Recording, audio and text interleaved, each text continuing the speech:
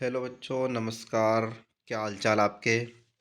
बच्चों, एक बार फिर हम आपके लिए लाए हैं विज्ञान का पेपर। जो आपका आने वाले समय में 9th का विज्ञान का पेपर होने वाला है बच्चों। अभी तक हमने जितने भी पेपर आपको यहाँ पर उपलब्ध करवाए हैं, अधिकतर सारे क्वेश्चन उसी में से आ रहे हैं। तो 70 से 80% क्वेश्चन आपको एग्जाम के अंदर वो के वही देखने को मिल रहे हैं जो हमारे द्वारा पिछले पेपरों में करवाए गए। तो पिछले पेपरों के अनुभव के आधार पर हम वापस से आपके लिए विज्ञान के पेपर में बहुत वेरी वेरी आईएमपी क्वेश्चन लेके आ रहे हैं बच्चों। यदि आप ये क्वेश्चन पूरे के पूरे करके जाते हो तो बहुत ज़्यादा संभावना है कि आपको अच्छे मार्क्स से आप पास होंगे। तो बच्चों, जो आपकी 9th की एग्ज़ाम चल रही है उसके लिए हम निरंतर आपके लिए प्रयास कर रहे हैं। तो आपको भी बहुत अच्छी मेहनत करनी है और बहुत अच्छे अंकों से पास होना है। और सीधा सट आपको 10वीं में अभी से अप्रैल से ही तैयारी स्टार्ट कर देनी बच्चों। तो आइए बिना देरी के हम क्वेश्चन आंसर करते हैं। तो पहला क्वेश्चन आपको सही विकल्पों के अंदर का दिया है, न्यूनतम विसरण का गुण पाया जाता है। तो बच्चों, आपको पता है न्यूनतम विसरण, विसरण का मतलब होता है फैलना। तो सबसे कम कौन सा पदार्थ फैलता है? तो इसका राइट आंसर हो जाएगा ठोस, है ना। क्योंकि ठोस का विसरण सबसे कम होता है, उसके बाद में उससे कम विसरण द्रव, क्योंकि द्रव फैलता तो है लेकिन कम फैलता है। और सबसे अधिक विसरण का गुण पाया जाता है गैस में। तो बच्चों, इसका राइट आंसर आ जाएगा ठोस। तो आपको कोई सा भी क्वेश्चन पूछे, मैं आपको सारे ऑब्जेक्टिव के डिटेल में यहाँ पर समझाता जाऊंगा, ताकि इससे हटके भी यदि प्रश्न वो बनाएगा तो आप सारे आंसर सही करोगे, है ना। तो पहले का आंसर आ जाएगा अपना ठोस। फिर दूसरा आपको दिया है, निम्नलिखित में से कौन सा पदार्थ ऊर्ध्वपातित हो सकता है? तो ऊर्ध्वपातित का मतलब होता है बच्चों कि सीधा जब उसको आप गर्म करोगे तो वो ठोस से सीधा गैस में बदल जाएगा। मतलब जब आप किसी पदार्थ को गर्म करते हो तो ठोस से पहले द्रव में बदलता है और द्रव के बाद में गैस में बदलता है। लेकिन यहाँ पे कंडीशन ऐसी ही होती है ऊर्ध्वपातन में, ऊर्ध्वपातित में, कि आप गर्म करोगे तो ठोस से सीधा का सीधा गैस में, बिना द्रव में चेंज हुए सीधा का सीधा काय में चला जाएगा, ये गैस में। तो उसने अपने को ऑप्शन दिया है नेपथलीन, अमोनियम क्लोराइड, एंथ्रोसिन। तो इसका राइट आंसर हो जाएगा उपरोक्त सभी। तो ये तीनों पदार्थ जो इसने दिए हैं ये ऊर्ध्वपातित पदार्थ हैं। नेक्स्ट क्वेश्चन आपको दिया है बच्चों की, कोशिका झिल्ली बनी होती है। तो कोशिका झिल्ली कैसे बनी होती है? तो कोशिका झिल्ली बच्चों बनी होती है लिपिड से। कैसे बनी होती है? लिपिड से। हालांकि इसमें प्रोटीन भी होता है पर आप इसका लिपिड ही लगाना, है ना। तो इसका राइट आंसर आ जाएगा लिपिड। फिर नेक्स्ट आपको दिया है, प्रति इकाई समय में चली गई दूरी। आपको पता है दूरी पूछा है उसने। तो प्रति इकाई समय में मतलब चाल का यदि आप फॉर्मूला देखो, चाल बराबर होता है दूरी बटे समय। अब दूरी और यहाँ पे समय भी दोनों दिया है आपको, तो इसका राइट आंसर हो जाएगा चाल, है ना। फिर अगला आपको दिया है, और हाँ, वेग चाल में परिवर्तन होता है और त्वरण वेग में परिवर्तन होता है। और विस्थापन क्या होता है आपका? एक स्थान से दूसरे स्थान के बीच में जो आपने दूरी तय की है वो आपका विस्थापन होता है ना। पर इसका जो राइट आंसर जाएगा वो आ जाएगा चाल। अगला आपको दिया है, वस्तु द्वारा अपनी गति अवस्था में परिवर्तन के प्रतिरोध को कहते हैं। तो कोई सी भी वस्तु जब विराम अवस्था में है और जब आप उसको बल लगाते हो तो उसमें जब गति आती है तो गति का वो विरोध करती है, प्रतिरोध करती है। तो इसको बोलते हैं जड़त्व, है ना। या फिर गतिमान वस्तु को आप रोकना चाहते हो तो भी वो उसका विरोध करती है ना। तो न्यूटन भाई साहब ने इसके ऊपर काफ़ी डिटेल में आपको समझाया गया है। तो इसका राइट आंसर आ जाएगा आपका जड़त्व। अगला क्वेश्चन दिया है, कार्य का ऐसा ही मात्रक। तो कार्य का ऐसा ही मात्रक जूल होता है ना। अगला आपका बच्चों, ये आपके सही विकल्प पूरे हुए। अगला क्वेश्चन आपको रिक्त स्थान में दिया है, पदार्थ की अवस्था होती है। तो आप सभी को पता है पदार्थ की अवस्था तीन होती है, ठोस, द्रव और गैस, है ना। फिर अगला दिया है, एक ही प्रकार के परमाणु से बने पदार्थ। तो एक ही प्रकार के परमाणु से बने पदार्थ आपको पता है तत्व कहलाते हैं बच्चों। क्या कहलाते हैं? तत्व कहलाते हैं। नेक्स्ट आपको दिया है, क्रिया एवं प्रतिक्रिया बल किस दिशा में कार्य करते हैं? तो क्रिया और प्रतिक्रिया दोनों आपस में हमेशा बेटा विपरीत दिशा में लगेंगे। कौन सी दिशा में लगेंगे बच्चों? विपरीत। तो इसका राइट आंसर आ जाएगा विपरीत, है ना। अगला आपको दिया है, कार्य बराबर बल गुणित। तो कार्य बराबर फॉर्मूला होता है बल गुणित आएगा बच्चों यहाँ पे विस्थापन। कौन सा पन? विस्थापन, है ना। तो इसका चौथे का आपका आ जाएगा विस्थापन। नेक्स्ट आपको दिया है, अपन थोड़ा आगे बढ़ जाते हैं। नेक्स्ट आपको दिया है, ध्वनि तरंगे किस तरह की होती है? तो ध्वनि तरंगे आपको पता होगा, ध्वनि तरंगों के बारे में आपने पढ़ा होगा। दो तरह की तरंगे होती है, एक होती है आपकी अनुप्रस्थ तरंगे और एक होती है आपकी अनुदैर्ध्य तरंगे। तो यहाँ पे अपन से बच्चों ध्वनि तरंगे के बारे में पूछा गया है। कौन सी तरंगों के बारे में पूछा गया है? ध्वनि तरंग। तो ध्वनि तरंग जो होती है बच्चों वो होती है अनुदैर्घ्य तरंगे। कौन सी होती है? अनुदैर्घ्य। इनके बारे में आप थोड़ा डिटेल पढ़ के जाना, इनसे काफ़ी क्वेश्चन बनने वाले हैं। अनुदैर्घ्य और अनुप्रस्थ है ना। अनुप्रस्थ का उदाहरण अगर मैं आपको बताऊं तो प्रकाश तरंगे होती है। प्रकाश तरंगे अनुप्रस्थ तरंगे होती है और ध्वनि तरंगे जो होती है वो अनुदैर्घ्य तरंगे होती है। नेक्स्ट है आपको दिया है वर्मी कंपोस्ट में उपयोग किया जाता है। तो आपने सभी ने देखा होगा केचुआ। इसका राइट आंसर क्या आएगा बच्चों? इसका आएगा केचुआ, जिसको आप गाँव में क्या बोलते हो? आपकी भाषा में गिंडोला, है ना। तो राइट आंसर इसका आ जाएगा केचुआ, है ना। पर आपको केचुआ लिख के आना है ना एग्जाम के अंदर, आपको वही भाषा यूज करनी है जो आपकी बुक में दी है। अगला दिया है आपको दाब बढ़ाने पर सत्य असत्य आपको बताना है। दाब बढ़ाने और तापमान घटाने से, दाब बढ़ाने और तापमान घटाने से गैस द्रव में बदल सकती है। बिल्कुल सत्य बात है। जो आप घरों में यूज करते हो एलपीजी, है ना। एलपीजी का फुल फॉर्म होता है बच्चों लिक्विड पेट्रोलियम गैस। तो इसको क्या, एक तो इस पे दाब बढ़ा दिया जाता है और इसका तापमान घटा दिया जाता है। तो जो आपकी गैस है वो द्रव अवस्था में पहुंच जाती है। तो ये बात जो है बिल्कुल आप इसको बोल सकते हो कि ये जो डाटा दिया है ये बिल्कुल सत्य डाटा है ना। तो पहले का राइट आंसर आ जाएगा ये सत्य। तो मैं राइट कचने लगा रहा हूँ। निलंबन एक समांगी मिश्रण है। तो बच्चों ये असत्य आ जाएगा। निलंबन समांगी मिश्रण नहीं, ये विषमांगी मिश्रण है ना। तो इसका आ जाएगा असत्य। फिर अगला दिया है कैल्शियम का परमाणु क्रमांक 40 होता है। तो बच्चों ये भी आ सकती है। कैल्शियम का परमाणु सही क्रमांक है 20, है ना। 40 नहीं होता है, 20 होता है। अगला आपको दिया है आयोडीन के समस्थानिक का इस्तेमाल टिंचर आयोडीन बनाने में होता है। बिल्कुल सही बात है। संवेग परिवर्तन की दर बल के अनुक्रमानुपाती होती है। सही बात है। न्यूटन भाई साहब का ही फॉर्मूला अपन ने आगे ड्राइव किया है।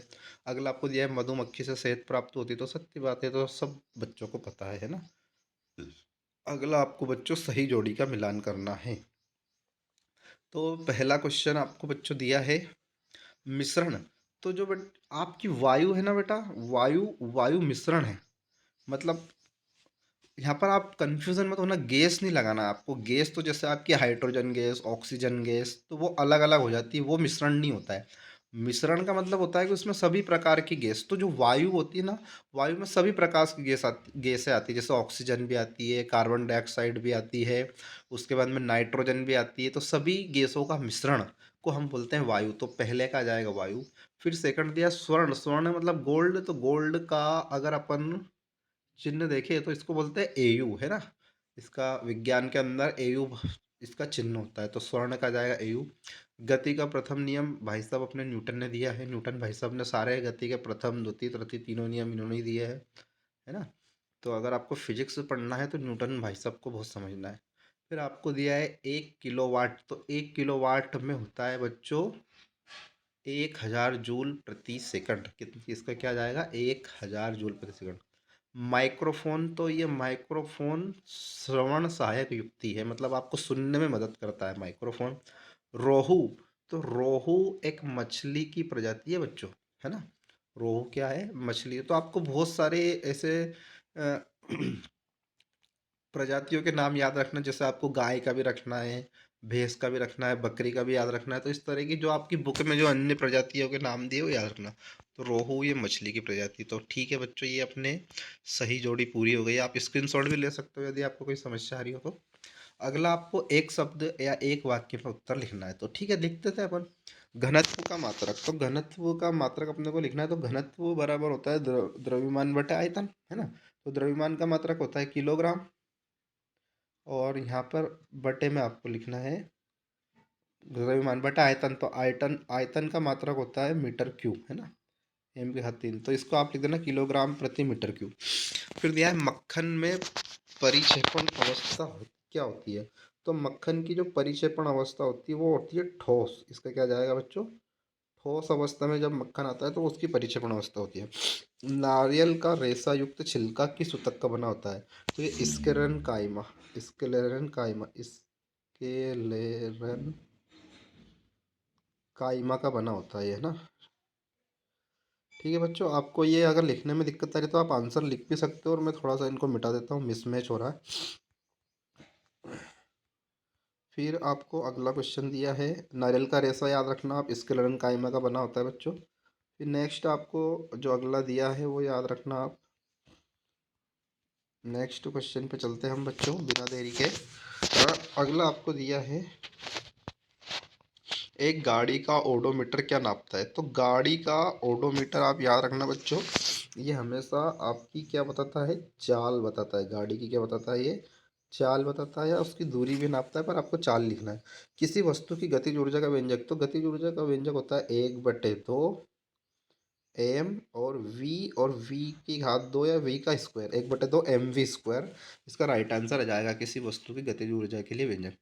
अगला है अल्ट्रासोनोग्राफी के लिए किन तरंगों का उपयोग किया जाता है? तो इन इसके लिए अल्ट्रासोनिक तरंगों का, कौन सा बेटा? जो हाई अल्ट्रासोनिक मतलब अल्ट्रासाउंड, आपने नाम सुना होगा, अल्ट्रासोनिक। यहाँ पे आ जाएगा आपका अल्ट्रा।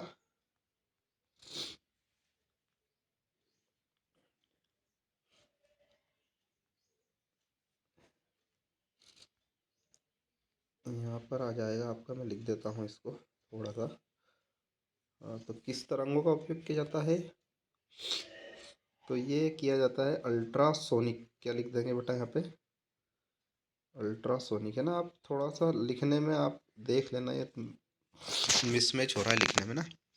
नेक्स्ट बच्चों, आपको जो क्वेश्चन दिया है, दो दो वाक्य के क्वेश्चन है ये। आप फटाफट फटाफट इनके स्क्रीनशॉट लो या फिर इनको समझ लो। मैं इसमें सिर्फ आपको क्वेश्चन बताता जाऊंगा फटाफट।